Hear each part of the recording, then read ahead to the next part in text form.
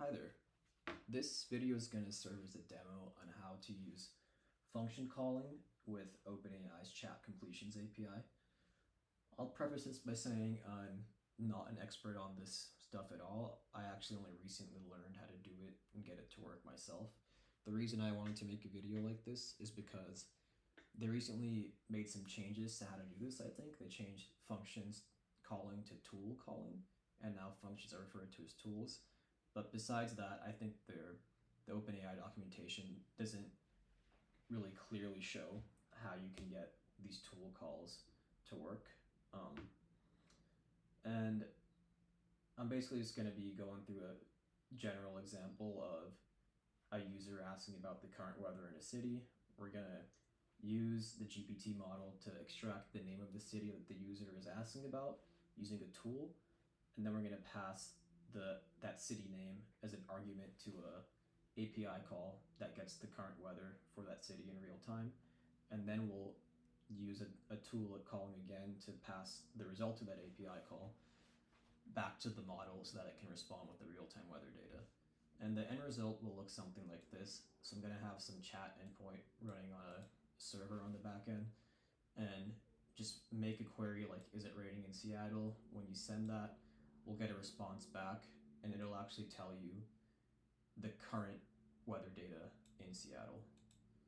And yeah, this is just going to be how we can use function calling to get our model to respond with real-time data that it wouldn't otherwise have access to based on just what it was trained to do.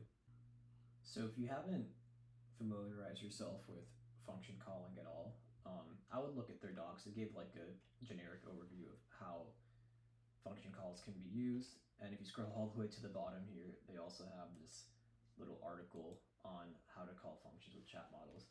And this article is actually pretty good, but I think it can be a bit confusing if this is your first time doing anything like this. So yeah, I would try to look through some of this stuff on your own and maybe look at some other YouTube tutorials as well. And yeah, this video will hopefully be able to supplement that. Alright, I'm going to go through a quick explanation of how to set up this project. Personally, I'm using Next.js to make my API routes. I'm just going to have a single chat route to communicate with the chat completions API that OpenAI offers. You don't have to use Next.js. You can use a different JavaScript server setup like Express, or you don't have to use Node.js or TypeScript at all. You can use Python. They offer both for the chat completions API. Just make sure that when you're looking at code samples, you select whichever one you're using.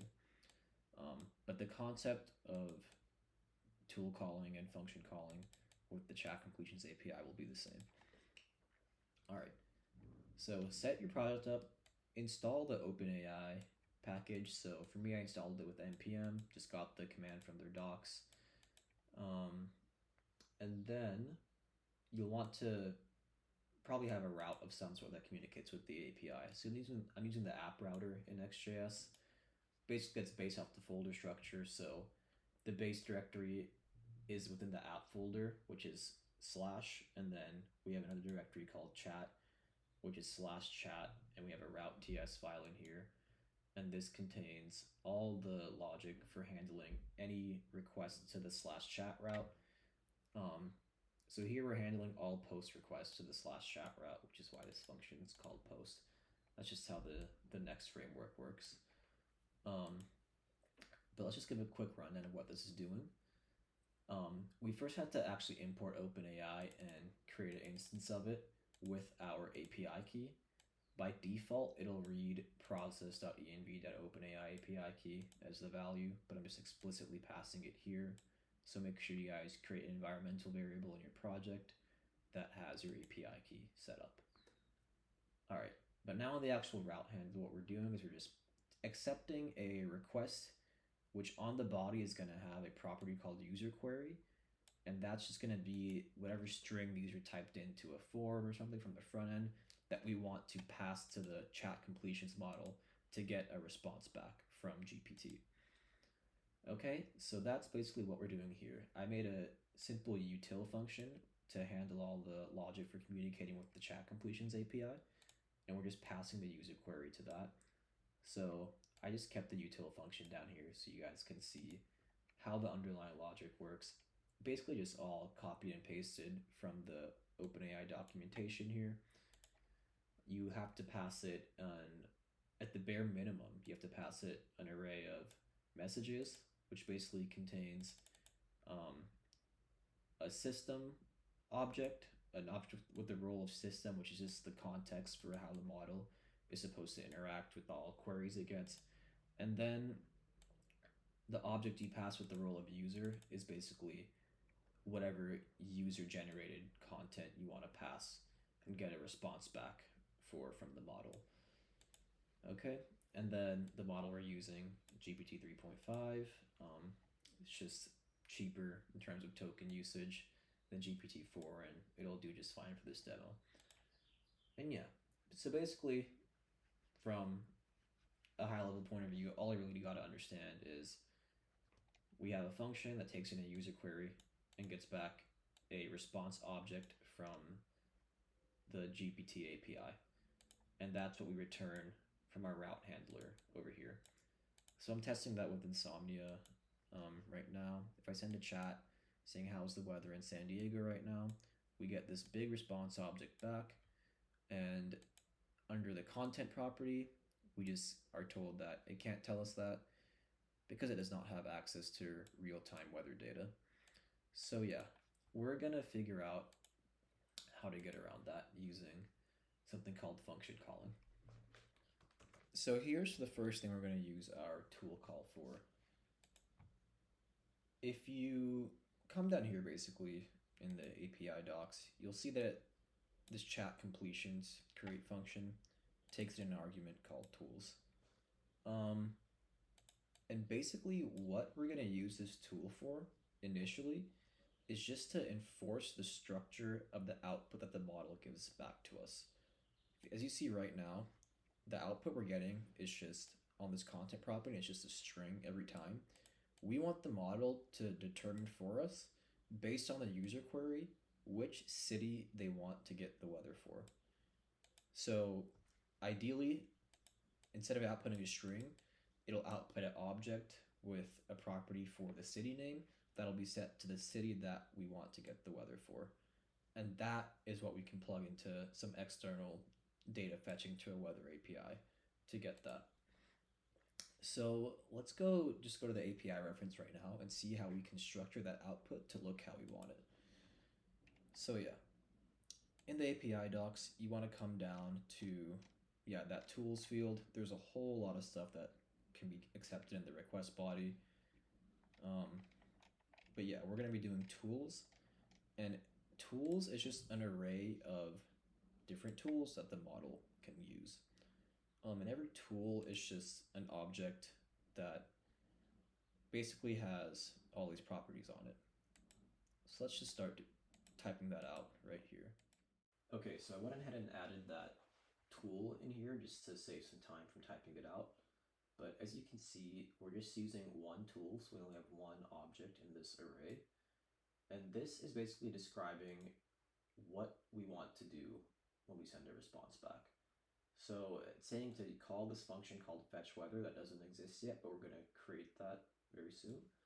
And then what I really want you to pay attention to is this parameters section right here. It's called parameters because what gets returned by the model is going to match this schema. It's called the JSON schema, what this object is right here. And it basically enforces the structure of what the output object from the model will be like.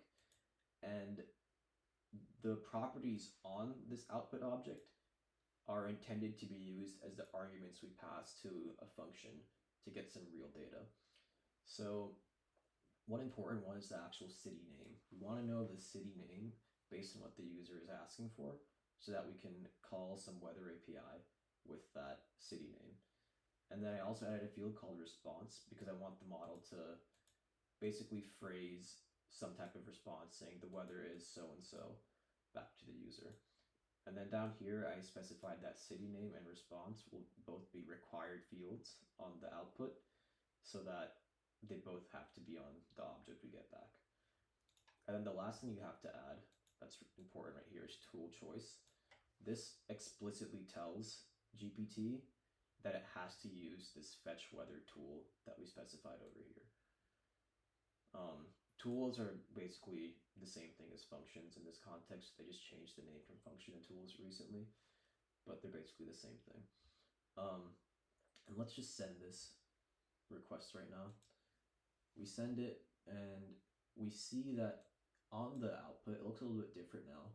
There's no more content string, but we do have a field called tool calls. And on here, we actually get an object with this arguments field. And this arguments field exactly matches what we put in our tool for the parameters that we want this function to take. And as you can see, we have city name, and it knows that it's San Diego because I asked it raining in San Diego. And then its response right now is just saying, I will check the weather in San Diego for you. So that's basically our next step. We need to do some API call with the city name we got back in order to get the current weather.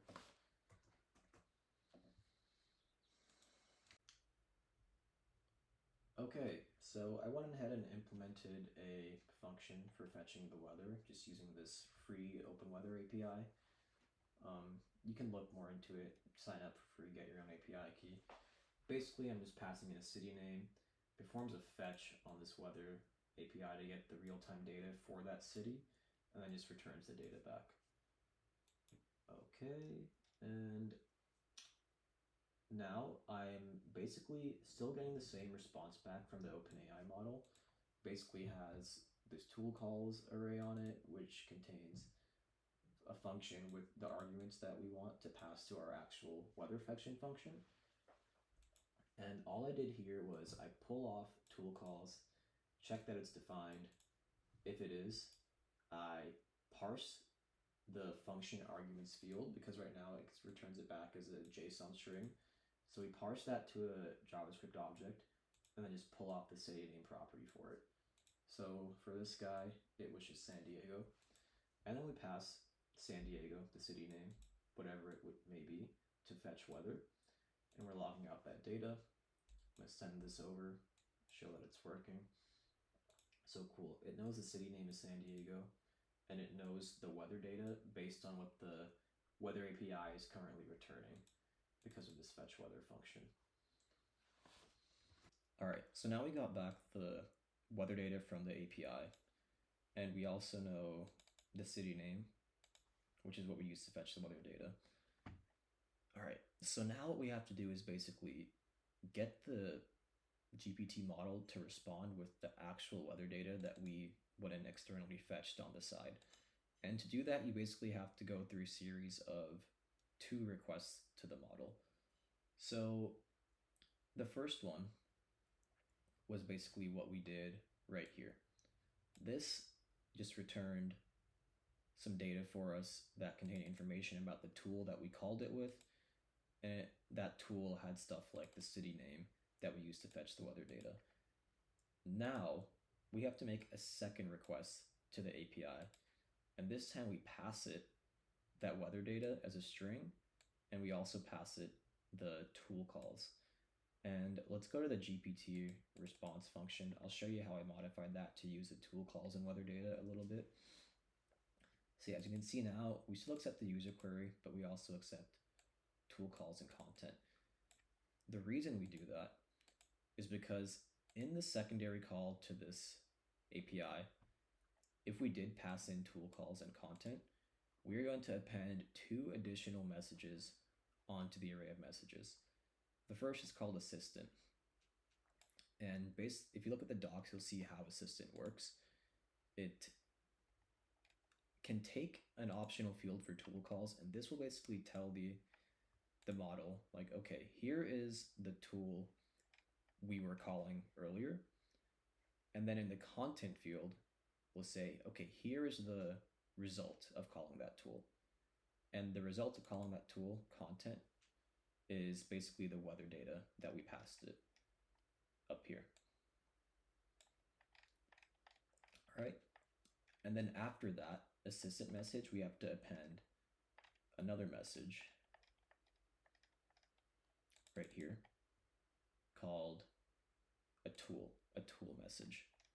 So the docs also say like what the tool message requires, and this has to follow the assistant message, otherwise it won't work.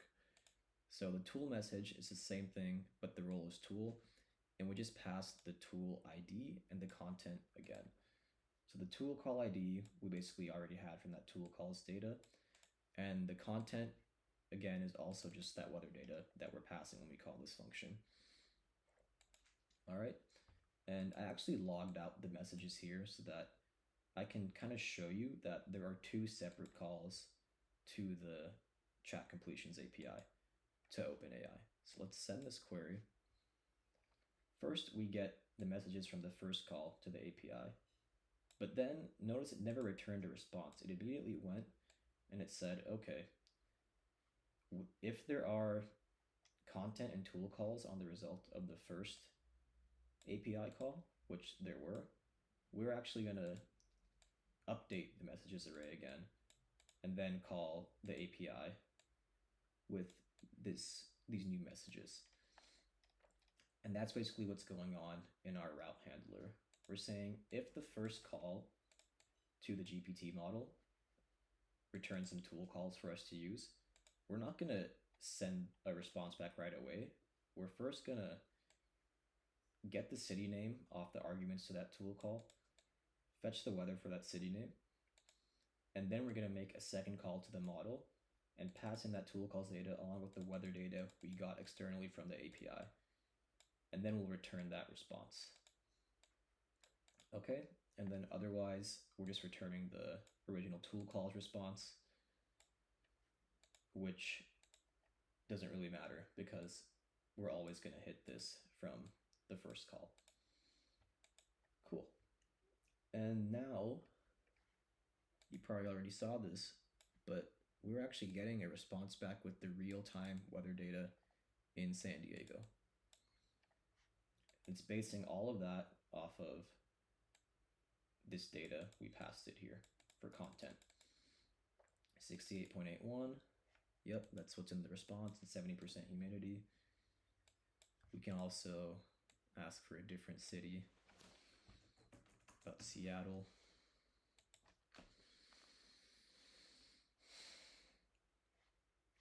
Cool. And yeah, it responds differently. And it's still using the data that we passed it for content, which is the data we got back from the API.